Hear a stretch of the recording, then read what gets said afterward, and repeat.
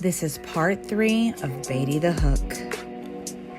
The CD of the supposed confession was played in part, and Judge Bobby Peters asked, "What was his question?" Agent Baity asked him. He said, "You asked him, did you shoot? The question you asked was, so you admit that you shot him?" Sam Baity responded, "I believe, yeah, I'd have to listen to it again." Why would he not know what he just agreed to under oath as being what Roger Lee Baker Jr.'s confession was, and then state he would have to listen to it again? Didn't they just hear the audio? Then Mark Post corrected Sam Baity's statement and stated, no, his response was, "I shot him." Mark Post then asked Judge Bobby Peters, "Your Honor, the record should reflect that we played the entire conversation here in court today. However, the entire conversation wasn't played in its entirety.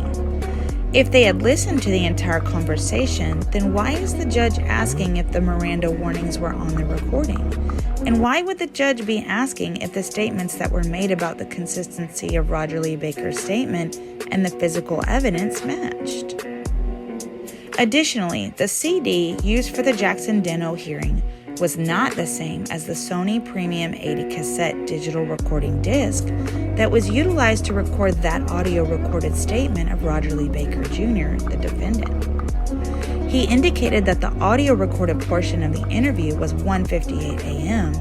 and it concluded at approximately 2:30 a.m.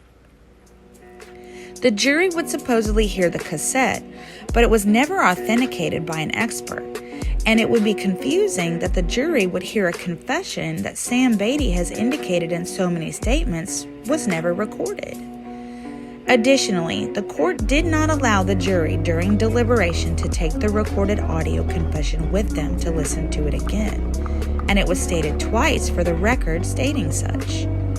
Roger Lee Baker Jr.'s attorney, John Wilson, would object to a statement made by the judge to the jury stating that they would need to listen carefully and take notes by paying special attention to the recording.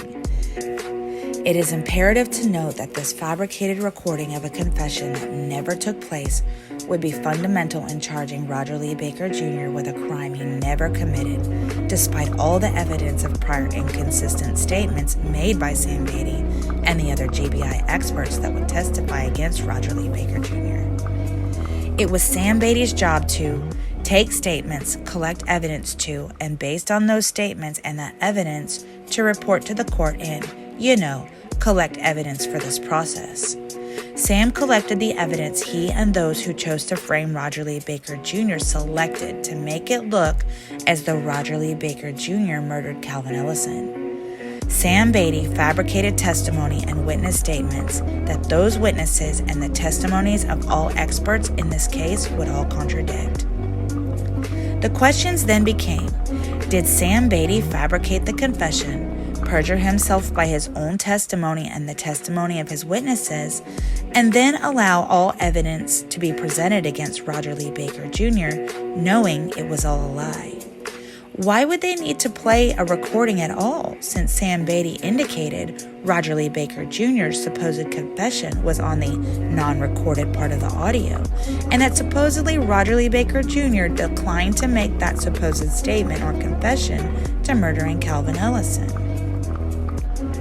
Stay tuned for Medical Examiner Mudskipper, where Georgia Bureau of Investigation's Jonathan Eisenstadt skipped all over the muddied waters of Talbot County, Georgia, and perjured himself with his rendition of the autopsy that would prove that there were many inconsistencies in how the victim was killed and by what he was killed that would show a conspiracy to frame Roger Lee Baker Jr.